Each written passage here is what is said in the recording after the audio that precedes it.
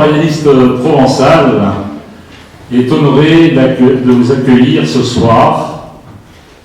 Voilà plus de 100 ans, 1815 exactement, que ce jour du 21 janvier, un peu partout en France, un peu partout dans le monde, et particulièrement à Marseille, est célébré.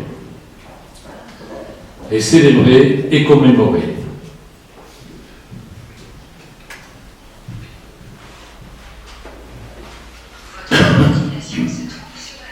L'Union royaliste provençale, quant à elle, entend chaque année commémorer cette journée par une messe suivie d'une conférence. Cette conférence, cette année, nous avons le plaisir d'accueillir deux orateurs. Ils vont évoquer cet événement fondateur du totalitarisme moderne. C'est cet événement qui a brisé ce que Jean Jaurès, le grand Jean Jaurès, appelait le charme séculaire de la monarchie. Le professeur Jean-Baptiste Bonnier, professeur de droit à Aix-Marseille Université, abordera, pour ce qui concerne la France, la signification de cet acte et ses conséquences, en particulier le terrorisme. Je l'ai dit à plusieurs reprises et je vous demande pardon de le répéter, le mot terrorisme dans le monde entier s'écrit en français. Et nous devons ce privilège à 1793.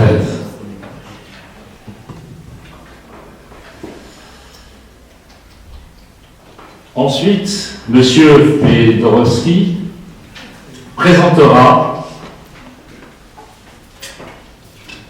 au travers de nombreux ouvrages qu'il a écrits, en particulier La grâce venue des neiges et le roman vrai du docteur Givago, qui est son dernier roman sorti, et il en a écrit d'autres. On a eu un problème d'éditeur qui ne nous a pas adressé des livres à temps. Monsieur Fedorovski.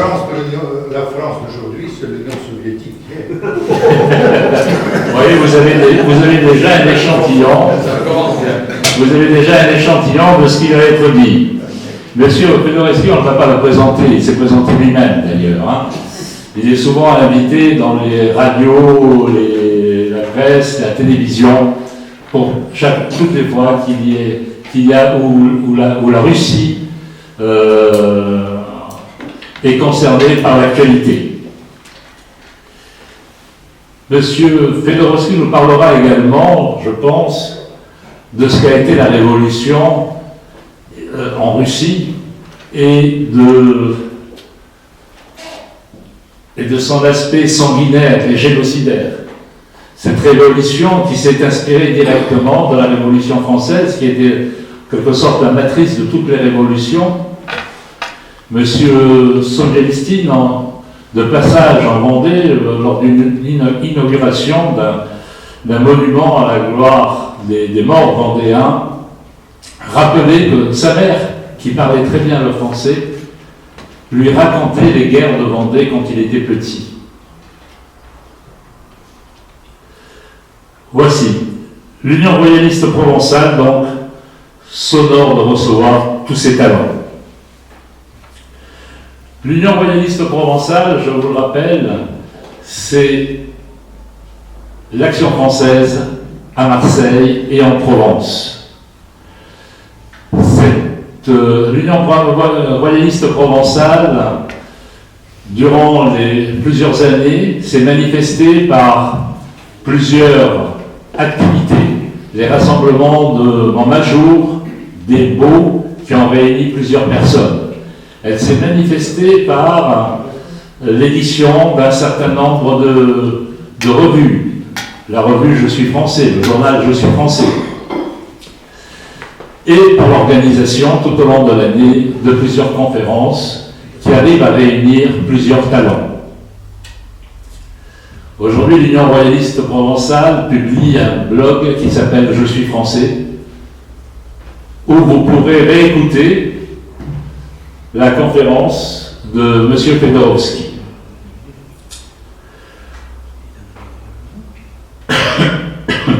Par ailleurs, dans le blog Je suis français, vous pourrez consulter un certain nombre d'archives de ce qu'a été l'activité de l'Union royaliste provençale. Un certain nombre d'archives, mais chaque jour, 3 articles nouveaux paraissent des écrivains royalistes de Marseille ou de personnes, de personnalités dont nous partageons un certain nombre de convictions et qui nous rejoignent dans notre critique du système. Car voyez-vous, l'action française, 100 ans après ou 120 ans après, demeure quelque chose d'incontournable. Aujourd'hui, de Zemmour à Finkielkraut, de Luc Ferry à Onfray, tout le monde se situe par rapport à Maurras et tout le monde évoque Maurras. Je vous remercie, M.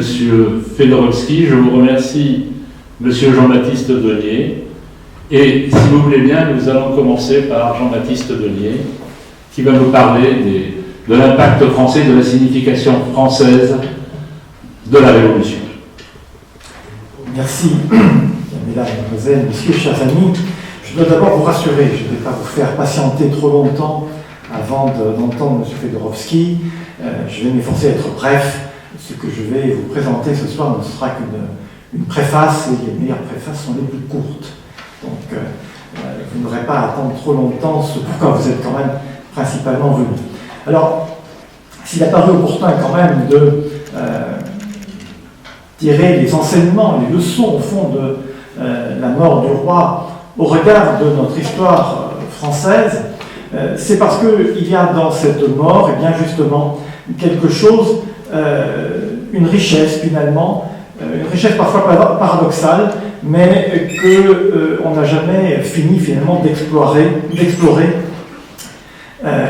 tant finalement cet événement apparaît comme de plus en plus significatif. Alors ce sont non pas évidemment toutes les significations de la mort du roi que je voudrais essayer d'esquisser devant vous ce soir, mais peut-être simplement quelques-unes. Alors, la mort du roi Louis XVI signifie d'abord, Jean Gugliotta l'a rappelé tout à l'heure, signifie d'abord l'avènement d'une période, l'avènement d'un temps finalement où on a commencé à tuer les gens, non pas pour ce qu'ils avaient fait, mais pour ce qu'ils étaient. Louis XVI est mort non pas parce qu'il avait commis tel ou tel acte, mais parce qu'il était roi, tout simplement. Et ceux qui l'ont jugé, l'ont bien jugé comme tel. Ils l'ont jugé comme roi, ce qui est déjà une forme de paradoxe, puisque, après tout, ils avaient prétendu abolir la royauté et instaurer la République. Et pourtant, dans le procès qu'ils intentent à Louis XVI, c'est bien le roi qu'ils jugent, et Saint-Just, notamment, eh bien, le dira expressément lorsqu'il s'exclame devant la Convention, on ne peut régner innocemment, c'est bien que celui qui est jugé non pas par ce qu'il avait fait, mais simplement par le seul fait de régner, c'est-à-dire par le seul fait d'être roi. Et de ce point de vue-là, la mort du roi inaugure finalement eh bien, toute cette théorie très longue de tous ceux qui ont été tués, notamment à la suite des totalitarismes du XXe siècle, non pas parce qu'ils avaient fait, mais pour ce qu'ils étaient. Et ici, bien évidemment, Louis XVI est un petit peu le premier de cette lignée, finalement, qui mènera ensuite des hommes parce qu'ils sont juifs à Auschwitz, parce qu'ils sont chrétiens, ou parce qu'ils sont simplement des koulaks, qui les mèneront donc à la mort dans les camps soviétiques. Donc on a ici quelque chose qui est comme une inauguration finalement de nos temps dont nous ne sommes pas encore sortis. La mort de Louis XVI signifie aussi, d'un point de vue peut-être moins métaphysique, déjà plus politique, signifie une forme de confusion d'échec, de ce point de vue-là, de la Révolution. Le procès de Louis XVI met en lumière des confusions. Alors, quand je dis que c'est peut-être moins métaphysique que la première signification de la mort du roi, ce n'est pas tout à fait vrai, parce qu'après tout, les chrétiens sont habitués à prier avec des psaumes et à demander notamment de ne pas être confondus, non confundare in aeternum. Eh bien, la Révolution, c'est peut-être un de ces aspects sataniques que Joseph Le Maistre avait dégagé. La Révolution, c'est justement le temps de la confusion, une espèce de chaos, et cette confusion se manifeste précisément dans le procès de Louis XVI. Alors c'est une double confusion, je ne fais ici qu'esquisser simplement quelques réflexions. C'est d'abord une confusion constitutionnelle, au regard de l'ordre nouveau constitutionnel que la Révolution avait prétendu instaurer, un ordre fondé notamment sur la séparation des pouvoirs. Le procès de Louis XVI, qu'est-ce que c'est? C'est le pouvoir législatif qui, usurpant le pouvoir judiciaire, juge le pouvoir exécutif. Donc on a une confusion totale des pouvoirs que la Révolution avait prétendu séparer, ce qui est une contradiction au regard même des principes sur lesquels prétendait s'établir le nouveau régime. Il y a une autre confusion qui apparaît également dans le procès de Louis XVI, confusion dont nous ne sommes pas sortis, et qui est une confusion peut-être encore plus grave que la confusion des pouvoirs, qui ne fait au fond que mettre en lumière une contradiction interne à la Révolution elle-même, c'est la confusion du droit et de la loi. Car pour la première fois, et cela m'a frappé tout à l'heure en entendant la lecture du testament de Louis XVI, pour la première fois, eh bien, on a une loi, finalement, qui prétend dire le droit. Louis XVI dit très justement dans son testament qu'il n'y a aucun prétexte ni moyen au procès qu'on lui intente dans une loi préexistante. Et effectivement, il n'y a aucune loi qui permettait de dire si Louis XVI était coupable ou innocent. C'est en réalité, lorsque la Convention a décidé de juger le roi, eh bien, elle a à la fois fait œuvre de législateur et de juge, d'où la confusion des pouvoirs. C'est-à-dire que c'est au moyen d'une loi, finalement, que la Convention juge le roi.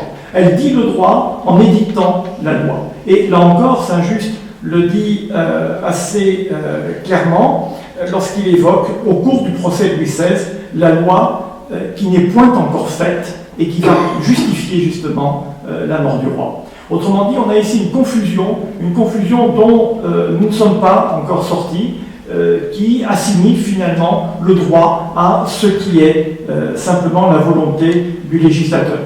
Un vieil adage de droit anglais énonçait que le Parlement d'Angleterre pouvait tout faire sauf changer un homme en femme. Eh bien, depuis le procès de Louis XVI, le Parlement français peut tout faire, y compris changer un homme en femme, et il ne s'en prive pas, vous le savez. Donc, on a ici, dans le procès de Louis XVI, une confusion, et c'est aussi ce que signifie, je crois, la mort du roi. Et puis, on a peut-être également une autre signification de la mort du roi, qui est une signification plus politique, et qui porte directement sur la légitimité même du pouvoir en France depuis la Révolution. C'est un lieu commun de dire que la mort du roi a créé un vide institutionnel, un vide politique, un vide humain aussi, peut-être tout simplement un vide de civilisation d'une certaine manière. Mais ce vide, finalement, eh bien, il a son origine, me semble-t-il, dans ce procès du roi Louis XVI. Là encore, je reviens sur un certain nombre de propos qui ont été tenus au cours de ce procès, et notamment, vous allez dire que décidément je l'aime bien ce soir, Saint-Just. C'est pas parce que je l'aime bien, mais parce que tout simplement, étant le plus acharné sans doute des conventionnels, c'est celui qui est le plus logique et qui va au bout des choses et au bout des raisonnements. Et Saint-Just, au cours du procès de Louis XVI, affirme que l'esprit avec lequel on jugera le roi, vous voyez qu'il le considère bien comme le roi, alors que la République est théoriquement instaurée depuis le 21 septembre 1792, on est en octobre 1792, et il parle du roi. Donc il dit « L'esprit avec lequel on jugera le roi sera le même que celui avec lequel on établira la République ». Il y a dans cette phrase, finalement, tout le drame de la Révolution. Parce que c'est en jugeant le roi que la Convention a voulu établir véritablement la République. Le 21 septembre 1792, même si on en a fait le point de départ du calendrier révolutionnaire, vous savez, eh bien, finalement, on n'a pas véritablement instauré la République. Aux yeux même des conventionnels, la République ne pouvait être instaurée véritablement, définitivement, ne pouvait acquérir une forme de légitimité, au fond, que par la mort du roi. Et là encore, la phrase de Saint-Just que je vous ai citée le dit assez clairement. La République n'est pas encore établie, puisque c'est la mort du roi qui l'établira. Il parle au futur.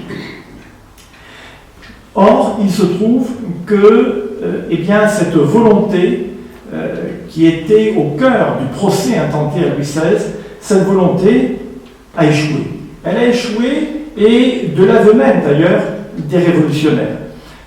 En effet, à suivre le raisonnement de Saint-Just, la mort du roi, la condamnation à mort du roi par la Convention aurait dû établir la République.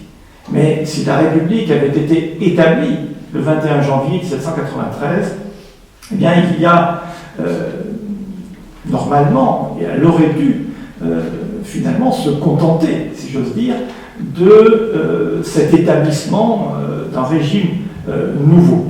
Or, elle s'est acharnée sur le fils de Louis XVI, Louis XVII. Et la mort de Louis XVII, c'est finalement, me semble-t-il, ce soir, eh bien, un petit peu le sceau de la victoire de Louis XVI. Parce que ce que les révolutionnaires ont voulu tuer avec le roi, ce n'était pas tant évidemment la personne de Louis XVI, ni même la personne sacrée du roi, c'était la transmission. C'était la transmission héréditaire d'une légitimité politique. Et comme l'avait dit il y a quelques années, à l'occasion d'un 21 janvier, le professeur Christian Athias, finalement ce que la Révolution a voulu briser, ce n'est pas tant la monarchie qu'une petite virgule entre les deux phrases rituelles qui étaient prononcées à la mort du roi, le roi est mort, virgule, vive le roi. Ce qu'ils ont voulu supprimer, c'est cette petite césure entre la mort du roi et la transmission du pouvoir royal. Eh bien, cette volonté a échoué. Cette volonté a échoué dès lors que, eh bien, contrairement à ce qui aurait dû se passer dans leur propre logique, la mort du roi n'a pas établi la République, n'a pas rendu la République légitime en France. La preuve en est apportée par le sort réservé à Louis XVII. Il y a là une transmission qui s'est effectuée, car sinon la mort, l'avilissement d'abord, et la mort finalement de cet enfant de 10 ans n'a absolument aucun sens. Or, les révolutionnaires avaient sans doute beaucoup de défauts, mais ils avaient une qualité, si on peut dire, en tout cas, qui peut avoir des effets intéressants. Ils étaient des hommes parfaitement rationnels et logiques. Et donc, s'ils se sont finalement comportés de la sorte, eh bien, c'est parce qu'ils ont bien senti que la mort du roi n'établissait pas la République. Et de ce point de vue-là, eh bien, ce soir, nous évoquons bien sûr, nous rappelons le souvenir du roi Louis XVI, mais je crois que finalement, le sens, la signification ultime de la mort du roi, on ne la trouve que dans le sort réservé à son fils, à son héritier, à celui à qui finalement, eh bien, la légitimité s'était malgré tout transmise sur l'échafaud du 21 janvier. Et donc, cette signification de la mort du roi, eh bien, vous voyez au fond, et c'est peut-être tout le paradoxe, me semble-t-il que cette mort du roi qui devait établir un nouveau régime, en réalité, a établi l'illégitimité profonde de ce nouveau régime et a confirmé, en revanche, la légitimité d'une transmission dynastique. Et il me plaît à vous suggérer ce soir qu'au fond, eh bien, tous nos prétendants depuis la Révolution jusqu'au comte de Paris actuel sont au fond les descendants, les héritiers, les transmetteurs de ce qui a été transmis sur l'échafaud du 21 janvier 1793 et qui nous permet au fond aujourd'hui, comme depuis des générations, comme depuis Jean-Claude Lyotard le rappelait depuis 1815 au moins, de manière officielle et solennelle, eh bien cela nous permet de poursuivre finalement et de continuer et d'achever de génération en génération la phrase rituelle « si le roi est mort », eh bien malgré l'échafaud et par la mort du roi d'une certaine façon, vive le roi. Merci.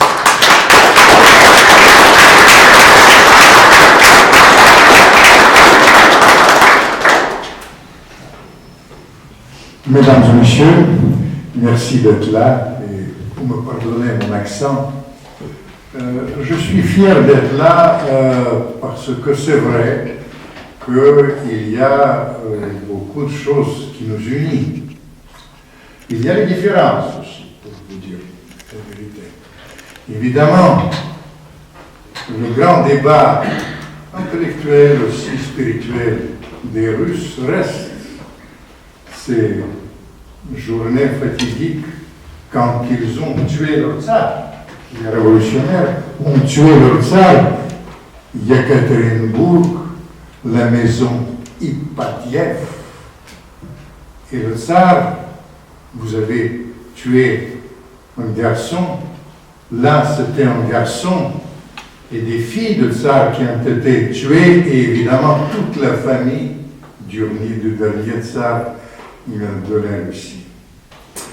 C'est un symbole russe. Il y a des différences. Pourquoi? Parce qu'il faut comprendre que vous n'avez pas béatifié encore votre roi. Les Russes, ils ont béatifié. C'est un saint pour les Russes et la famille. C'est un martyr. Et il y a le pèlerinage. Pèlerinage, vous êtes réunis ici. Je suis ravi, mais venez à Yekaterinbourg. Et voyez, quand vous voyez les bougies et des dizaines de milliers, des centaines de milliers de gens qui viennent commémorer l'assassinat. C'est-à-dire, les Russes, ils ont fait une sorte de repentir. C'est une civilisation. D'ailleurs, il faut dire des choses comme ça. J'étais présent dans le président russe de l'époque, qui était à l'époque très populaire. Eltsine, dont il allait demander pardon, repentir, pour se réconcilier dans l'esprit de réconciliation des Russes face à ce qui se passait là-bas. C'est évident que les bolcheviks, et c'est un débat d'idées aujourd'hui principal, dans la réalité, vous comprenez, aujourd'hui, il y a un débat d'idées principal. Est-ce que la révolution russe était productive ou contre-productive? Ça reste aujourd'hui le débat d'idées qui est là. Le président Poutine, je suis obligé de vous évoquer les personnages, vous comprenez, qui sont liés d'une manière ou de l'autre avec ce débat. Le président Poutine, il donne une réponse très ambiguë. J'ai failli dire macronien. Je m'excuse. Il a dit celui qui ne regrette pas l'Union soviétique n'a pas de cœur, mais celui qui regrette n'a pas d'intelligence. Mais il est, parce qu'il est subtil, mais il a prononcé d'ailleurs la phrase bien avant Macron, des choses comme ça. Bref, c'est vrai que les bolcheviks se sont inspirés directement de ça. J'aurais pu vous faire un long speech à propos de l'influence directe sur les idées, les produits. Il y avait deux personnages qui ont à l'origine de la révolution russe. Il n'y a pas de ce personnage, pour être franc, il n'y a pas de révolution russe. La volonté des hommes peut changer les choses, c'est Lénine et Trotsky. Et Lénine et Trotsky, c'est l'influence directe. Juste, il y a une nuance pour aller dans le sens de votre discours, monsieur le professeur. Trotsky demandait le procès. Il voulait être sans juste. Il voulait prononcer des discours. Il voulait accuser le tsar. Lénine lui dit non, allez, il ne faut pas, la phrase de Lénine exacte, il ne faut pas laisser le flambeau. Il a fait tuer. Il y a un petit débat autour de ça. Est-ce que c'est lui qui a directement donné l'ordre? Est-ce que c'est le conseil des bolcheviks de Yekaterinbourg et un terrible tchéquiste Yurovsky qui a achevé les filles de tsar avec le baïonnette. N'oubliez pas, en arrachant c'était sauvage quand même, en arrachant les diamants et tout ça, après c'était brûlé. Mais vous savez, c'est un faux débat, hein, parce que j'ai beaucoup étudié ça, et vous savez, il n'y a pas de télégramme qui était sauvegardé mais c'est absolument indéniable dans la logique du système que la décision a été prise par Lénine. Et après, par hasard, j'ai retrouvé dans les archives de Trotsky une phrase qui confirme ça d'une manière directe. Malheureusement, cette phrase n'est pas beaucoup répercutée par les scientifiques, mais qu'il a dit Ilitch, c'est-à-dire Vladimir Ilitch Lénine. Il a dit qu'il ne faut pas laisser les tombeaux, et ils ont pris cette décision entre Sverdlov, qui était à l'époque formellement le président de TSIC, un des personnages principaux, lui et Trotsky, et finalement après ils ont répercuté ça aux tchéquistes de Yekaterinbourg. Il y a un petit détail quand je suis allé là-bas, j'ai retrouvé qu'ils ont installé spécialement un appareil télégraphique qui liait directement, c'est avant cette décision fatidique, le bureau de Lénine et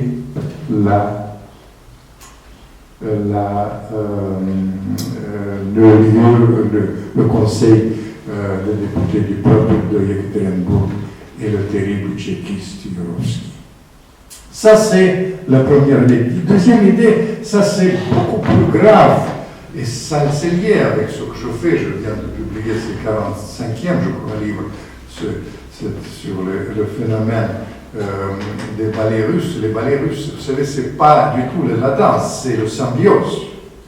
C'est le théâtre total, c'est Diaghilev.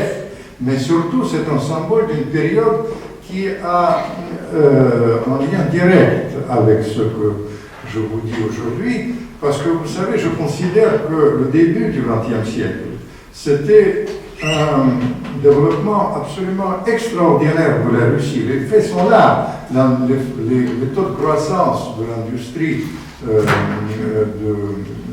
la Russie là-bas ils ont été plus forts en Russie qu'aux États-Unis. Et je ne parle pas de la culture, que je parle volontiers, c'est Stravinsky, c'est des ballets russes, c'est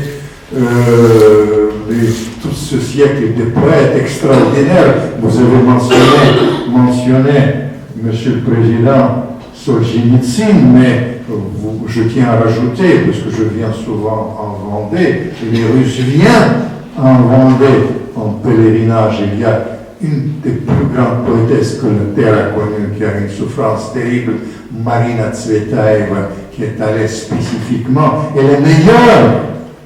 la meilleure poésie qui existe dans le monde sur ce que vous avez dit, c'est elle qui a écrit. Elle s'est suicidée après quand elle est rentrée là-bas. Il faut qu'on revienne aussi aux gens qui là. Il y avait les étapes. Tout d'abord, il y a le résultat. Je vais pour que vous compreniez les chiffres. Les chiffres sont terribles. Des centaines de milliers vendés, mais en Russie, les chiffres sont terribles. Il y a un de mes amis qui était un des concepteurs de la sortie du communisme. Je vais vous raconter, ces gens-là aujourd'hui, ils n'ont pas d'avant. Vous comprenez, il y a des choses de renversement, des choses qui se passent en Russie. Il faut que je vous parle aussi de ça, mais Yakovlev, il s'appelait le numéro 2 de Gorbatchev, 25 millions, il disait. D'autres donnent les chiffres, d'autres chiffres, mais lui, il a eu toutes les archives. Et ça, c'est quand même significatif. Pour comprendre la souffrance de la Russie, il faut retenir ce chiffre, 25 millions, pendant cette période. Il faut retenir le deuxième chiffre, 27 millions. C'était la Deuxième Guerre mondiale. Et il y a le post-communisme, c'était terrible. Je vais vous dire juste pour comprendre ce qui s'est passé. 2500% d'inflation, mes amis savent la première année post-communiste. C'est la souffrance contre le communisme. Je tiens à vous dire que l'idée qui vous est chère, mon cher professeur, vous avez l'idée que le tsar est tué, mais vive le tsar, nous ramène paradoxalement au personnage. Je dois vous dire la vérité. Vous savez, c'est un personnage qui vous perturbe, mais c'est un personnage historique aujourd'hui, le plus populaire de toute l'histoire de la Russie. Vous avez pensé certainement à Pierre le Grand, détrompez-vous, Staline. Pourquoi? Pourquoi, mon cher professeur? Pourquoi, mon cher professeur? Et ça va aller dans le sens de votre discours. Je tiens à vous raconter 2 épisodes, parce que vous avez dit le roi est mort, vive le roi, le tsar est mort, vive le tsar. Je vais vous raconter Staline au pire moment de la guerre. Vous me donnez un peu de temps, je vais vous raconter Poutine, vous soyez tranquille, mais 2 mots à propos de Staline quand même, parce que c'est pour aller dans le sens de votre discours, monsieur le professeur. Vous savez, les manuels disent Hitler était à 90 km du Kremlin, d'autres disent 14 km du Kremlin. L'autre jour, j'ai trouvé dans les archives la confirmation terrible. Hitler était à 6 km du Kremlin. Les paranazis sont entrés en Moscou. Ils ont été là. À ce moment-là, vous savez, les avions tournaient. La Moscou était désertée. Il y avait les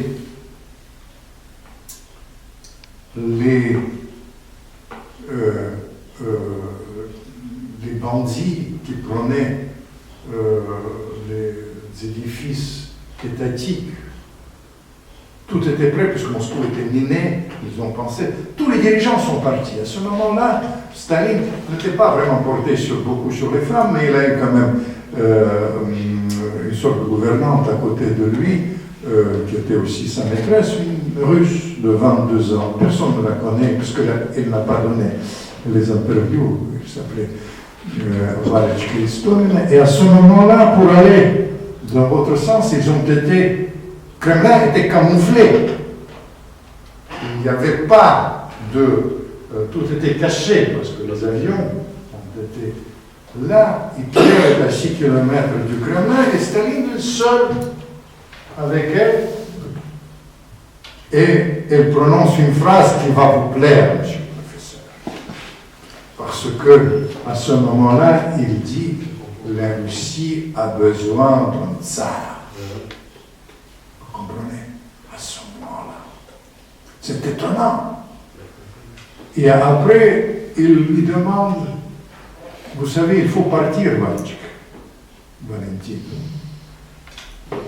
Il lui dit, alors les Russes, vous connaissez, ils ne disent pas, si on vous partait, tout d'abord, Moscou sera prise, il n'y aura pas de Russie, et Hitler, il sera à Marseille.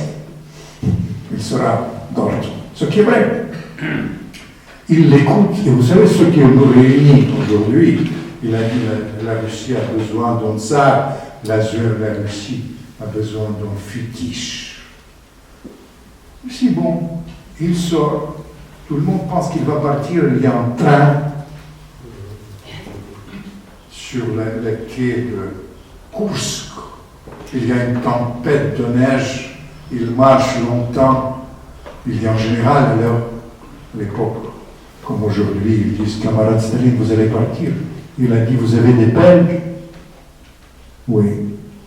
Prenez les pelles et creusez les tombeaux. Si vous partez, ce sera vos tombeaux. Il part avec une voiture, avec les projecteurs. Tout le monde le voit. Mais surtout, encore une fois, pour aller dans votre sens, au lieu de partir, il organise une sorte de défilé de la dernière chance. Il fait entrer sur la place rouge. Je vous signale que cette année, il y aura un 45e anniversaire de la guerre. Sur la place rouge, il y aura le président Macron, il y aura le président. Je crois bien que mon ami Berkoff vous a parlé de Trump. Trump sera sur la place rouge, pour rappeler votre discussion. Est-ce que je suis long? Non, ça va très bien. Vous m'arrêtez, parce qu'il faut que je parle de Poutine. De tsar, nous avons de tsar. De tsar. Mais vous comprenez, il prononce un discours qui, encore, il va dans le sens très bizarre, pour que vous compreniez. Il y a une sorte de, dans la vérité, la civilisation russe, dans la civilisation russe, il y a une sorte de rupture avec l'héritage révolutionnaire, pour vous dire. Vous comprenez? Et cet héritage révolutionnaire, c'était Staline qui a rompu. Et il a rompu à ce jour-là, 41, mais surtout pendant son discours, quand il a prononcé, quand Hitler était là, il a organisé ce défilé de la dernière chance. Il fait entrer sur la place rouge les vétérans. Ils marchaient à peine, complètement affamés. Il y a l'ambassadeur anglais qui regarde, il dit « La Russie ne peut pas résister, c'est terminé ». Et après, il y avait un espion qui a prévenu Staline, le plus grand espion du XXe siècle, Sorge. Il a dit que la Russie ne sera pas, les Japonais vont attaquer les Américains, pas les Russes. Et Staline, il a dégarni le front de l'Est, et il a pris les dernières forces pour lui. Et après, il a choisi, c'était un... Vous savez, les gens de communication d'aujourd'hui, quand vous gueulez, mon cher président, à propos de la presse politiquement correcte, mais je veux vous dire, c'est rien par rapport, parce qu'ils ne savent pas faire. Ils ne sont pas convaincables, ils n'arrivent pas à convaincre. Tandis que quand Staline faisait ça, il a fait une mise en scène. Il a pris les forces, il a pris les géants de 2 mètres, avec les manteaux de fourrure de la Sibérie, que je vous recommande à toutes. Et il a fait entrer ces géants, l'ambassadeur britannique, quand il a regardé ça, la monarchie quand même britannique, pour aller dans votre sens, monsieur le professeur, il a déchiré le télégramme. Il a dit la Russie va gagner la guerre. Et après, le discours, complètement pour oublier l'héritage, tout le monde pensait qu'il va dire camarades, au nom de Lénine. Il dit frères et sœurs, au nom de nos saints. Il se référait sur les saints Alexandre Nevsky. Vous voyez, au pire moment, c'était ça. Et là, c'est l'héritage, le débat est là. Mais quand je vous ai dit que les Russes, sur la différence, vous savez, il y a une sorte de russophobie qui se développe maintenant, notamment en France, mais aussi en Occident, qui est artificielle. Ils ne comprennent pas une réflexion. Vous savez, les Russes, ils ont assumé, ils ont demandé pardon. Vous permettez, Monsieur le Président, c'est une leçon pour les autres. Comment traiter l'histoire? Retrouver. Moi, je suis persuadé dans cela. Et après, les États, vous allez me dire, évidemment, il ne faut pas... il y a 2 personnages qui ont joué un rôle de rupture avec cet héritage révolutionnaire. Vous comprenez? L'un, j'étais travaillé pendant cette période comme diplomate, c'est l'époque de Gorbatchev. Gorbatchev, aujourd'hui, c'est le personnage le plus haï de toute l'histoire, que je vous ai dit, Staline le plus aimé, le Gorbatchev le plus haï, avec Eltsine. J'ai connu, comme mes amis français sont tristes à propos de sondage, j'ai dit vraiment, prenez l'exemple des Russes encore une fois. Parce que j'ai connu quand ils ont été, Eltsine était, quand j'étais avec lui sur le char, 80% d'avis favorables. Il a terminé avec 2%. Vous comprenez? Aux Français, je dis, vous avez encore de la marge. Et vous comprenez, et les 2 personnages les plus haïs de l'histoire de la Russie aujourd'hui, c'est Gorbatchev et c'est Eltsine. Paradoxalement, pour notre histoire, c'est assez triste en vérité, parce que vous savez, retrouvailles, le pardon le message anti-révolutionnaire. C'est quand même cette période-là. Je serai court pour aller dans le sens de Poutine et le débat qui est pris aujourd'hui dans la société russe. Mais ces deux-là, comment dire, Gorbatchev, il est considéré comme un faiblard, et surtout les Russes, ils pensent qu'il était roulé par les Occidentaux, notamment à propos de la Russie. Ce qui est vrai en partie c'est faux, parce que, vous savez, les choses sont différentes. J'ai connu l'époque quand Staline était à 2% d'avis favorable, à un moment donné. Peut-être pas à 2, mais à 10%. Il est devenu aujourd'hui, tous les sondages le disent, qu'il est porté au Canada. Ça ne veut rien dire. Mais Gorbatchev, il faut comprendre que quand même il a joué un rôle historique dans la rupture avec cet héritage révolutionnaire. C'est assez important, surtout les gens qui ont été autour de lui.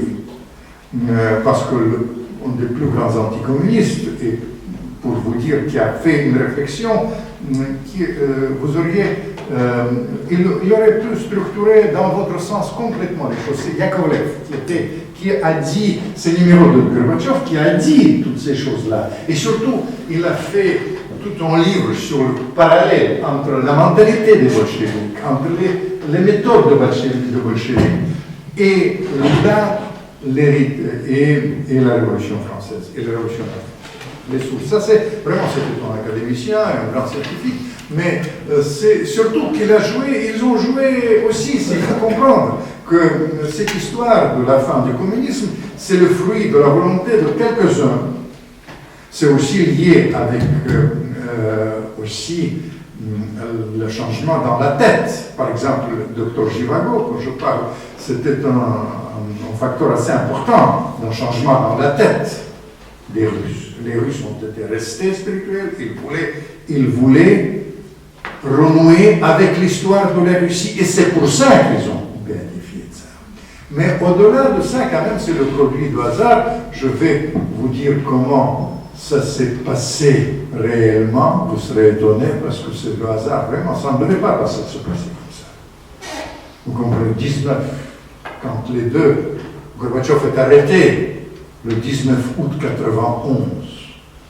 Vous imaginez, les chars sont dans la rue, les héritiers des révolutionnaires, ils sont en train de reprendre cette sixième partie du pays. Et après, franchement, je suis touché, vous étiez près de Dieu tout à l'heure, parce que c'est la providence. Et Dieu a décidé autrement. Et c'était une histoire que je ne raconte jamais, mais pour vous, je vais vous raconter la réalité. Et pour ma compatriote, la tsarine Catherine, tsarine marseillaise. Je tiens à vous dire, ça s'est passé réellement. Quand j'étais mêlé, j'étais à l'époque porte-parole des antiputschistes avec elle sur le char, etc. Mais vous savez, franchement, nous étions un millier de personnes. Milliers de personnes face, et les forces de l'autre côté, 700 000, simplement dans la tête. On a conquis. Déjà, il y avait Dr Zhivago, Bulgakov, l'héritage, tout ça, tout cet héritage, en réalité anti-révolutionnaire, parce qu'il faut comprendre que le principal, pourquoi les événements qu'on vit aujourd'hui sont assez importants, parce que quand il y a la rupture entre le peuple et quand la tête est conquise, vous comprenez, vous pouvez faire toutes les astuces, tous les costumes de Fillon, ça ne marche pas. Vous comprenez? La tête. Il faut conquérir la tête, les astuces. Dans ce cas-là, vous pouvez écouter tout ce que vous voulez. La tête, si vous perdez la bataille par la tête, c'est pour ça que Pasternak, tout ça, il y a tout ça important. Mais il y a le hasard. L'histoire, c'est aussi le hasard. Je vais vous raconter comment l'héritage révolutionnaire était réellement tué le jour. Vous ne connaissez même pas, chère Catherine. Je vais vous raconter pour vous. Vous comprenez? 6 heures du matin, 19 août, fatidique, vous êtes en vacances sur la plage de Marseille, dans votre villa, monsieur le président. Et je tiens à vous dire, à ce moment-là, je suis réveillé par mon chien, Marcoucha, Et j'étais obligé d'aller, vous savez, je parlais toutes les langues, il fallait, bref, on a réuni chez Helsinki des bouteilles de vodka. Ce jour-là, chacun a dû à 6 heures du matin une bouteille et demie, chacun, et on n'était pas jamais. Et on a pensé qu'on va perdre. Pourquoi on a dû? Parce qu'on a pensé que c'est la dernière fois que l'héritage révolutionnaire il va prendre le dessus, que Dieu n'est pas avec nous. Staline, vous savez, quand Staline il a fait ce défilé, il a prononcé une autre phrase, j'ai oublié de vous raconter ça. Il vient sur la place rouge, il change le défilé le 7 novembre 1941, quand Hitler est à 6 km du Kremlin, personne. Et les gens, d'un coup, il y a une tempête de neige, une sorte de reconstitution de Boris Godunov. Il prononce une phrase qui devait rester dans les annales. Il dit « Dieu est avec nous ». Dieu est avec nous, parce que les Allemands ne peuvent pas triompher, et parce qu'il était prévenu, il était. Mais c'est vrai que. Mais vous ne pouvez pas imaginer jusqu'à quel point il était. Les Russes, ils disent ah, Staline renoue avec l'Union soviétique. Pas du tout. Quand il porte au pinacle, franchement, Staline, parce qu'il porte au pinacle Staline pour une simple raison, parce que pour les Russes, la guerre c'était trop important. Dans chaque famille, dans ma famille, il y a 12 personnes qui ont été tuées sur le front, vous comprenez? Évidemment, pour moi, c'est important la guerre, etc. C'est un symbole de ça. Et quand il fait tempête de neige, Dieu est avec nous, parce que les Allemands ne peuvent pas. Ça, c'est les choses comme ça. Mais pour revenir à la béquille de Dieu, et après je passe à Poutine et la période aujourd'hui. Béquille de Dieu, ça s'est passé comme ça. À l'autre bout, à ce moment-là, quand on a avec le cas, etc., on a à l'autre bout de Moscou, Catherine, elle connaît ça, il y a l'hôpital du Kremlin. Sur l'hôpital du Kremlin, il y a une femme très jolie, assez âgée, plus de 50 ans, même plus, peut-être presque ça. Elle est allongée et là, elle s'est cassée une jambe. Et elle allume la télévision, à côté d'elle, il y a un téléphone de couleur ivoire. Elle allume la télévision et elle voit ce qu'on voit, nous. Les chars sont dans les rues de Moscou. Elle prend le téléphone de couleur ivoire et elle fait entrer la voiture, ça s'appelle ZIL, pour les jeunes initiés, blantés, qui rappellent les Lincoln des années 50, évidemment. Et la voiture vient en flèche devant l'entrée de l'hôpital du Kremlin et elle part au ministère de la Défense. Et elle part, elle sort, elle monte avec la béquille et elle entre dans le bureau du ministre, c'était son mari, pour les initiés, Dimitri Yazov. Et elle prend une béquille et c'était la béquille de Dieu. Et elle dit, je suis obligé de la citer, parce que j'ai fait des enquêtes quand je lui dis, vieux connard, si tu tires sur la foule, c'est terminé entre nous.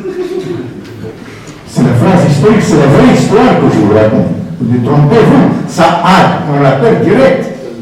C'est la béquille qui a tué l'héritage. Ils ont tué le tsar sous l'instigation de votre copain Saint-Just. Mais la béquille de Dieu a tué l'héritage. Vieux connard, si tu tires sur la foule, c'est terminé entre nous. Et c'était un couple franchement vraiment fusionnel. Il était comme ça assis, vous imaginez le bureau, moi je me souviens, le bureau c'était beaucoup plus grand que cette salle, avec les globes, puisque les armes atomiques, tout ça. Et il a dit, t'inquiète pas, en russe il s'appelait avec diminutif, Tatiana Tanch, ne t'inquiète pas, les chars sont dans les rues, mais ils sont sans munitions. Et c'était comme ça quand on a appris un jour plus tard que ça s'est passé. Justement, Yakovlev, il m'a dit c'est pas un vrai putsch. Bref, ça c'est une étape. Deuxième étape, c'est assez grave pour nous parce que c'est une sorte de retour d'âge dans la réalité. Parce que vous savez, à la fois, vous comprenez, quand on me pose la question, je raconte ça, mais on me dit, mais quand même, Helsinki, ça vraiment, il était intellectuel. C'est vrai, mais je vous pose la question à vous. Est-ce que le président doit être intelligent ou pas? Non. Il doit remplir, et vous savez, avec Helsinki, moi j'ai travaillé un peu avec lui, surtout dans cette affaire de putsch, mais je dois vous dire que, vous comprenez, dans cette affaire, il a fait des erreurs impardonnables, mais il a fait aussi ce geste, qui est un geste qui compte. Pour vous, aujourd'hui, ça compte, mais ça compte aussi pour les Russes. Béatification de ça, pardon. Nous avons demandé, la civilisation russe a demandé pardon. Et ça, il ne faut pas oublier. Là, il a fait, comment vous dire, après, ce n'est pas son job. Vous comprenez, c'est pas, le problème ça concerne malheureusement aussi les monarques, parce que, vous savez, malheureusement, Dieu parfois se trompe de casting. Et nous connaissons ça parce qu'il ne faut pas dire que Nicolas II était l'homme extraordinaire, humainement parlant. Mais comme un homme d'État, ce n'était pas son job, soyons très clairs. Et moi, Helsinki, c'était ça aussi. Vous comprenez? Il n'était pas, je me souviens, ce jour-là, quand il était, on a eu une bouteille et demie chacun, je lui ai demandé à la fin, quand c'est terminé, comment vous allez faire? Et il m'a dit, on va les nommer milliardaires. C'est-à-dire, qu'est-ce qu'il a fait pour garder le pouvoir? Et ça a eu un prix. C'était franchement, il était extraordinaire quand il était en opposition. Mais vous connaissez ça en France, ils sont souvent extraordinaires quand ils sont en opposition, et mieux quand ils sont en affaires. Et vous comprenez, ça c'est les choses sont... Le Helsinki c'était ça, et après il y avait... La vodka c'est même pas ça, c'est un personnage de Dostoïevski, il était suicidaire. Il y avait... Et après, ça vous ferait plaisir, parce que en Poutine il y a côté monarchie. Non, monsieur le Président. Et la rupture... Et ça, je me souviens de ces conversations avec Solzhenitsyn, avec lequel j'ai parlé, notamment de Vendée. Je suis très touché que vous avez mentionné Solzhenitsyn, parce que Solzhenitsyn, c'est vraiment, ils étaient profondément convaincus que la France aussi porte une responsabilité de la révolution russe, si on peut. Je pense de Saint-Just. C'était évidemment pas la fin. C'est pour ça que moi, je vais régulièrement à Vendée pour le reste et beaucoup. Il était désespéré. Vous vous souvenez peut-être de cette image dont les Russes ont honte quand il y avait ce président de politiquement correct américain, l'auteur d'inoubliables bombardements de la Yougoslavie, Clinton, et à côté de lui, Helsinki complètement déformé, un légume, il a complet. Pour les Russes, c'est une honte totale. Et on était, franchement, la Russie il pouvait disparaître. Parce qu'à l'époque, non seulement ça compromettait ce problème dont on parle aujourd'hui, la rupture avec l'héritage révolutionnaire de la révolution d'octobre, du coup d'État pour être précis, au Chili de 1917. Ça compromettait beaucoup de choses. Parce que, vous comprenez, entre 80% d'avis favorables, la garantie, ils cherchaient l'échappatoire, qu'est-ce qu'il faut faire? Les nommer milliardaires. Et puis, finalement, quand même, la Providence, elle est parfois... Je suis long, je vais terminer, parce que je sais que vous êtes pressé pour le buffet. C'est trop tard. Mais quand même 2 mots à propos de Poutine, parce que vous savez, autrement vous allez me gronder. Vous savez, le problème, Poutine était le hasard, c'est la providence. Il était choisi, j'ai mené l'enquête sur ça. Le hasard, ça joue un rôle dans la vie. Vous savez, quand Helsinki était absolument désespéré, c'était la fin de 1999, il était légumes vraiment les choses, il a demandé à un petit ami de sa fille qu'est-ce qu'il faut faire. Et l'autre lui a répondu, quand je faisais l'enquête, c'est lui qui m'a répondu. Ça, il a dit, vous savez mon président, si vous avez quelqu'un qui peut devenir votre héritier, qui vient du milieu du KGB, le initié Primakov, prenez l'officier du KGB. Vous avez quelqu'un qui est en bonne santé. Prenez un jeune. Et puis finalement, l'autre est nationaliste, patriote. Prenez plus patriote, plus nationaliste, et fiable en plus. Ils ont appuyé sur l'ordinateur. Et le portrait de Poutine est sorti. Tout est vrai sauf ordinateur. Sauf Après, il y a 5 Poutine. Vous comprenez, Poutine, c'est un personnage assez important pour nous. Ma démarche, moi j'ai fait vraiment des enquêtes, notamment un livre qui n'est pas là, ça s'appelle Poutine, l'itinéraire secret, qui est produit dans le monde entier, mais la CIA a produit. Ma démarche est la suivante. Je donne des éléments de réflexion pour vous. Vous réfléchissez vous-même. Je ne suis pas juge par rapport à vous. La seule chose que je tiens à vous dire, qu'il y a 2 aspects. Poutine, il a ses problèmes et ses qualités. Sa popularité, elle n'est pas artificielle. La popularité de Poutine est liée avec 3 facteurs que vous comprenez. Le premier facteur, vous comprenez, à l'époque, la Russie était menacée de dislocation.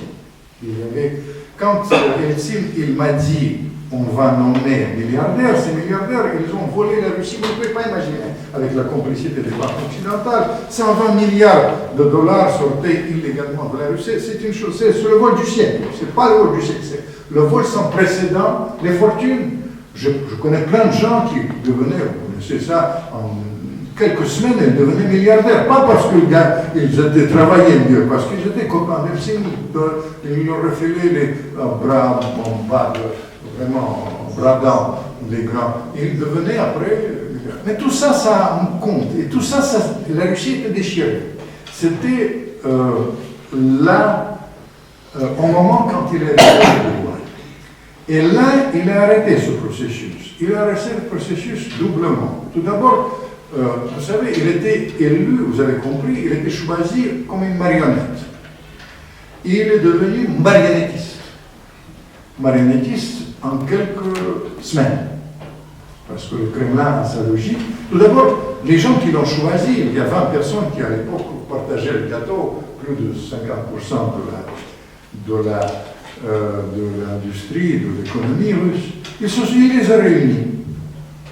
Il y a une énorme table au Kremlin, blanc, les icônes. Vraiment, c'est une icône, s'il vous plaît.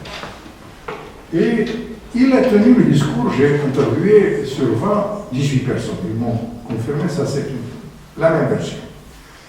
Texto, il a dit, vous savez, chers amis, je sais que vous avez volé la Russie comme jamais. Mais je ne voudrais pas la guerre civile, je ne voudrais pas la révolution. Je suis, vous savez, c'est anti-Lénine, c'est anti-révolution. Deuxième chose, il est antithèse de Gorbatchev, faiblage, soi-disant complaisant avec l'Occident, et antithèse, paradoxalement, celui qui l'a choisi comme une marionnette, c'est l'entourage d'Eltsine, corrompu, nul, etc., etc. Il dit, moi je suis, vous savez, comme ça, je ne voudrais pas la guerre civile. De nouveau, la révolution, 25 millions ne pouvons pas supporter, la civilisation russe sera terminée. C'est pour ça que maintenant, je ne peux pas bousculer le système oligarchique tel qu'elle est. Mais si vous essayez seulement d'entrer dans mon bureau comme vous êtes entré dans le bureau d'Eltsine en ouvrant la porte avec le pied, c'est-à-dire si vous essayez de vous occuper de la politique, vous êtes les gens morts. Ils parlaient de sens figuré du terme, eux ils ont compris dans le sens propre du terme. Quelqu'un serait fait pour les huissiers, il est envoyé en tort pour 10 ans pour la cause ici. Les autres ont fait le méchant. Ça, c'est le premier acte. Deuxième acte, À l'époque, quand j'étais aux affaires, j'ai beaucoup. Il faut connaître le pays, vous comprenez. Quand on fait établir les nouveaux textes, il faut connaître les pays. Et les réactions des gens. Et moi, comme j'ai passé beaucoup de temps à l'étranger, je fais vraiment là. C'était une erreur de ma part. Parce que le résultat était pitoyable sur 99 sujets de fédération. Il y avait à peu près, d'après les calculs, à peu près 80 ont été dépendants de mafias, les mafias installés. C'est-à-dire les gens qui ont été élus, ils ont eu l'argent et ils ont installé. Poutine le savait. Il a dit, ça suffit. Il a aboli ce système d'élection. Il nomme maintenant les gouverneurs dans la réalité. Et ça après, il a une baraka. Dans nos affaires, il faut avoir une baraka. Et la baraka, béquille de Dieu de la fin du communisme, mais la baraka, c'était quand même que les prix de pétrole ont augmenté 10 fois. Et ça y est. Maintenant, le problème d'aujourd'hui, ce qui vous intéresse, et je termine, mon président, parce que autrement, ils vont me manger.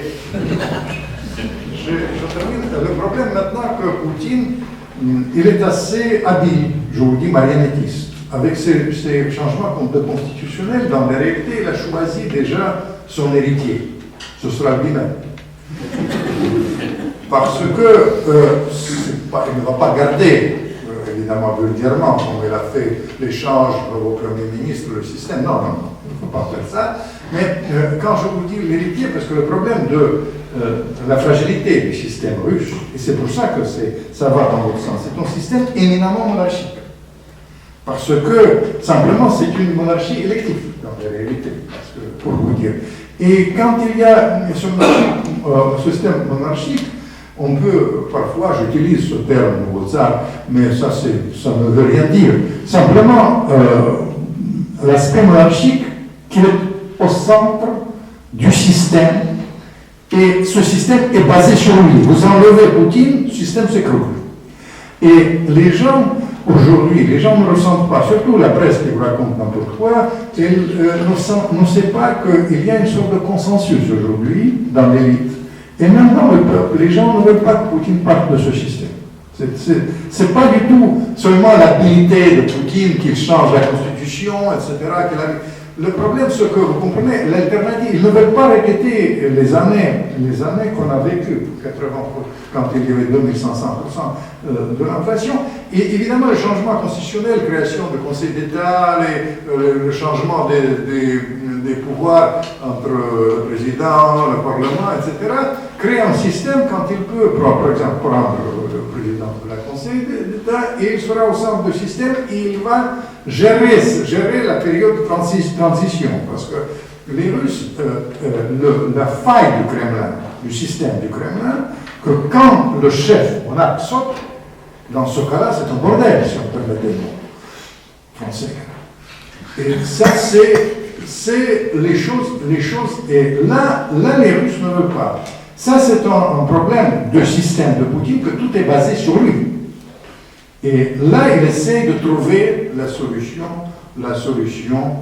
de, disons, est-ce qu'il va réussir? Peut-être que oui, il faut que je fasse un jour un livre sur les successions du Kremlin, parce que c'est vraiment quelque chose d'assez frappant. Deuxième problème, il a évoqué, parce qu'aujourd'hui le gouvernement est formé, ils essayent de donner les jeunes, la place aux jeunes, parce qu'il faut vraiment de nouvelles têtes, et surtout la grande faille du système de Poutine. Il a réussi beaucoup de choses, notamment au Proche-Orient, parce qu'au Proche-Orient, on n'a pas le temps d'évoquer, mais je tiens à vous dire qu'il sauve la chrétienté.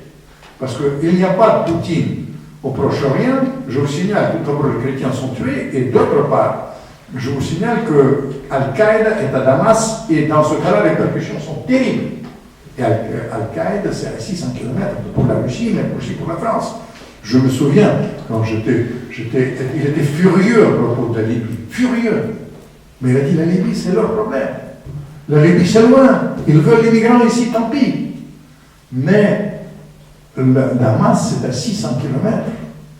Mais au-delà de ça, le grand problème, c'est quand même la dépendance de la Russie du gaz de pétrole. Il faut quand même donner à ce pays qui est éminemment riche, avec un grand potentiel, la possibilité de croissance extraordinaire. Et ça, c'est une grande faille pour lui, il sait ça, il essaie de remédier à ces problèmes de la qualité, toutes ces choses-là. Vous voyez, la Russie est là, mais quand même, avec le débat de fond qui existe. Et le débat de fond, c'était dans votre discours, monsieur le professeur. Parce que, vous comprenez, le problème, c'est quand même, tout remonte à la Révolution. Est-ce que c'était compris? Comment sortir de ça? Mais je pense que, profondément, qu'avec cet attachement du peuple russe à la spiritualité, avec le fait que le peuple, la civilisation russe a assumé vraiment l'héritage millénaire de la Russie et rompu miraculeusement avec la Révolution, c'est un grand réconfort. Je vous remercie, je suis désolé que j'ai pris beaucoup de temps avec mon accent.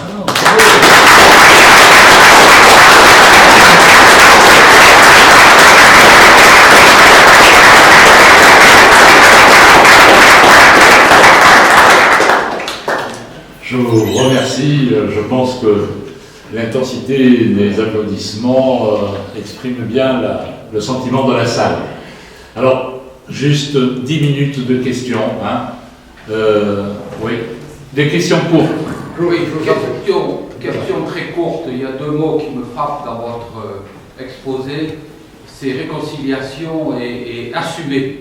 Et vous avez expliqué comment est-ce que le peuple russe assume son passé, assume la Russie des tsars, mais assume également la période communiste. Et on l'a bien vu dans votre intervention sur le pèlerinage à Ekaterinbourg. Et moi je me souviens aussi du spectacle des Jeux Olympiques de Sochi qui retraçait bien cet attachement à l'histoire et cet assumer l'histoire. Comme Russe qui vivait à Paris, qui connaissait bien l'histoire française, comment est-ce que vous pouvez expliquer que le peuple français n'assume pas le meurtre de Louis XVI, n'assume pas les massacres des Vendéens, n'assume pas la terreur de la Révolution et ne retient que la Révolution et le changement de régime. Merci. Vous savez, moi je pense que sur ce plan-là, c'est quand même l'héritage révolutionnaire est entré dans l'élite française. L'élite française bloque ça. Et ça, c'est... Je ne dirais pas, vous savez, le vent tourne. Moi, je voyage beaucoup, et les gens de différents bords, pas nécessairement membres de votre l'Union royaliste, mais les gens, par exemple, il y a une très grande avocate aujourd'hui, je suis désolé de vous dire, qui est une grande présidente de Ségolène Royal. Elle est allée aujourd'hui à la messe, à Paris, comme vous. Vous comprenez? Quand il y a... Mais pendant longtemps, c'était historiquement correct, c'était inabordable. Moi, je pense que la France sera obligée, et c'est pour ça que je viens aussi obligée d'assumer tout et repenser ça, parce que les gens aujourd'hui, le vent tourne. Le politiquement correct ne passe plus. Vous avez cité les gens tout à l'heure qui parlent de l'islamisation de la femme, mais c'est une autre chose. Mais quand tout est lié. Alors vous comprenez, sur ce plan-là, la responsabilité de l'éducation nationale, de l'intelligentsia française est énorme, qui était communisante l'autre jour, pour vous dire. Je vais citer ma femme, si vous me permettez, à ce propos. Elle sort de la salle de bain. Et elle me dit, Vladimir, écoute, tu sais, Hitler, quand même, l'Occident s'est couché devant Hitler, nous les avons sauvés. Après, Catherine, elle le sait mieux que moi, nous avons tué le communisme. C'est pas vous qui avez tué le communisme. C'est pas vous qui avez rompu avec l'héritage révolutionnaire dont vous parlez. Nous avons tué le communisme et nous avons assumé. Vous comprenez, il y a un débat, toutes sortes de choses, mais à l'époque, c'était miraculeux. Et franchement, aujourd'hui, on dit, ah, attendez, Poutine est partout, derrière les gilets jaunes, Brexit, etc. Et les Russes, c'est un truc, ils veulent, les Russes, ils veulent envahir l'Europe. C'est un mensonge. Les Russes, regarde aujourd'hui, je suis désolé de vous dire, Monsieur le Président, je tiens à vous dire que les Russes ne désirent pas l'Europe. Il a dit c'est ça l'Europe. Pas du tout. Il retourne, c'est un grand danger, c'est la rupture historique et civilisationnelle entre la Russie. Il se tourne vers la Chine comme continent moderne, mais il constate l'islamisation. Et la dernière phrase de ma femme, elle était, ils sont en train de se coucher devant l'islamisation, l'islamisation, et peut-être nous allons les sauver de nous.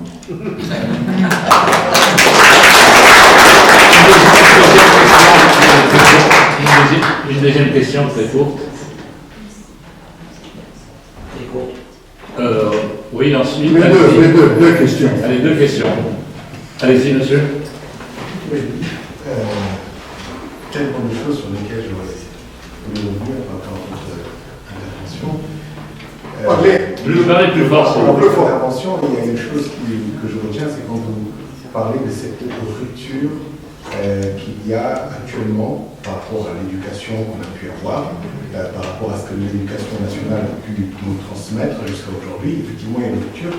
Et cette rupture, justement, elle va aller aussi rompre avec ce que vous disiez tout de suite sur l'islamisation. Je suis musulman, pratiquant et royaliste. Pourquoi? Parce que j'estime que l'école... Mais vous savez, l'islam et l'islamisation sont deux termes différents. Non, mais j'ai bien compris. Mais l'islamisation, telle qu'on l'entend aujourd'hui médiatiquement, je l'entends bien ce que vous dites, c'est pour ça que je vais apporter cette nuance et préciser, en disant qu'il y a une nuance à apporter. C'est qu'en tant que musulman, je suis royaliste et profondément royaliste et promoteur d'une direction chrétienne de la France, parce que si on suit ce que le Coran dit, quand après l'Annonciation, quand Dieu dit dans la Sourate 3 que Marie est la meilleure des femmes et que Jésus, fruit de ses entrailles, est le Messie, et que ceux qui le suivent sont au-dessus de ceux qui ne croient pas, jusqu'à la fin des temps. Le Coran dit, fini là, jusqu'à la fin des temps, ceux qui suivent Jésus seront au-dessus de ceux qui ne croient pas. Donc aujourd'hui, un musulman ne doit pas suivre un président franc-maçon, mais il doit suivre un roi chrétien. Et aujourd'hui, de plus en plus de musulmans vont dans ce sens parce qu'ils prennent conscience que ce que la République leur a transmis, je parle bien de la République et non pas de la France, c'est deux choses totalement différentes, ce que la République leur a transmis était un mensonge et qu'on a voulu les retourner contre les autres Français en leur disant attention, cela ne veut pas de vous parce qu'ils sont chrétiens et donc contre l'islam, etc., etc. Et la République se joue de nous, d'une part et d'autre. Et il faut être extrêmement vigilant. Et je vais revenir sur une autre chose que vous citiez tout à l'heure, sur que vous disiez, c'était sur contenir l'esprit. Celui qui a l'esprit, qui a la pensée, détient toute chose. Et la monarchie qui existe aujourd'hui, qui est une monarchie non pas de droit divin, mais de droit du capital, a très bien compris qu'il fallait avoir l'esprit. C'est pour ça que c'est de manière héréditaire qu'ils se transmettent le pouvoir économique capitaliste et surtout la maîtrise des médias pour maîtriser l'esprit des gens. Et je pense que la vraie résistance avant toute chose est de résister face à la domination de nos esprits et éviter aussi qu'on retourne les Français les uns contre les autres, qu'ils soient musulmans, et surtout les croyants. Je parle des croyants parce qu'il faut recentrer les choses vers la spiritualité. Lorsque nous retournons vers la spiritualité, nous trouverons des points communs. Et j'étais fortement touché tout à l'heure par la citation du dernier du testament de Louis XVI. Et je me suis reconnu en tant que musulman parce que c'était plein de miséricorde. Bien sûr. Mais je comprends bien, je suis absolument d'accord avec vous et votre réflexion, vous avez raison, parce que d'autant plus que je parle arabe et je lis le Coran dans le texte, tout ça, ça va sans dire. Et je vous remercie pour votre intervention. Dernière question, je vous en prie. Une petite question, s'il vous plaît. Vous nous avez parlé tout à l'heure de la marionnette qui était devenue marionnettiste. Est-ce que vous pouvez nous expliquer un peu plus sur quelle force elle s'est appuyée pour avoir les moyens de devenir marionnettiste? Vous savez, il agit d'une manière pragmatique. Il y a deux mots au début pour comprendre son système. C'est le mot KGB, c'est un professionnel de l'enseignement.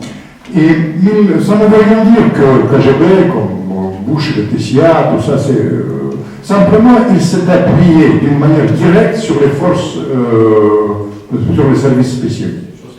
C'est-à-dire, quand il était affronté la domination de l'oligarchie telle qu'elle existait, il ne pouvait pas bousculer vraiment. À l'époque, c'était absolument impossible de bousculer le système créé par l'État, parce que toutes les forces économiques, tous les facteurs économiques étaient entre ses mains. Alors, il a, à leur place, dans les points clés, surtout dans le domaine du pétrole, du gaz, il a placé ces hommes, généralement des services secrets, ou de Saint-Pétersbourg. Il a travaillé avec côté libéral, les libéraux de Saint-Pétersbourg. Les deux existaient. Et moi, je ne peux pas vous approfondir trop, parce qu'on n'a pas de temps, mais dans la réalité, il y a une autre confrontation, cette fois-ci, dans le domaine d'idées, qui va rattraper la Russie. C'est la confrontation entre le courant, ce qu'ils appellent les forces, disons, de l'ordre, ou en Russie, les forces, disons, l'élite de force, siloviki en russe, ça s'appelle. C'est très difficile à traduire dans la réalité en français, mais en tout cas, le KGB, l'armée d'un côté, et de l'autre côté, le côté libéral. Mais le gouvernement qu'il a formé aujourd'hui, tout d'abord, il confirme qu'il ne veut pas revenir à l'héritage révolutionnaire, il ne veut pas trahir ce courant libéral aussi, entre guillemets, c'est-à-dire courant en faveur de l'économie de marché et le retour vers le système dirigiste soviétique. Vous voyez, c'est en faveur de ça. Parce que, vous comprenez, la bataille est féroce, y compris dans les idées, parce qu'il y a des gens, y compris dans les services secrets, y compris dans l'armée et dans le pays, qui dit que le résultat de cette période de la sortie de la révolution, de rupture avec l'héritage de civilisation révolutionnaire, était absolument contre-productif. On a volé le pays comme jamais, l'Occident nous a menti sur l'élargissement de l'OTAN, etc., nous a encore des bases, nous étions privés disons, nous avons perdu pratiquement le statut de grande puissance, Poutine l'a rétabli, mais quand même avec d'autres facteurs. Et ils disent que la responsabilité de ça, c'est la tentative de rompre avec l'héritage révolutionnaire. Poutine, sur ce plan-là, il est assez intéressant. Il garde son message conservateur. Dans la réalité, il veut gérer ce deux courants. Est-ce qu'il va réussir ou pas? Parce que la confrontation, sur le plan d'idées, sur le plan aussi de la gestion du pays, c'est une confrontation frontale qui peut nous rattraper un jour ou l'autre entre les forces spéciales d'une part et le courant, entre guillemets, plutôt en faveur de l'économie de marché. Voilà. Merci beaucoup encore une fois. Si quelqu'un désire un livre, il reste 5. Voilà.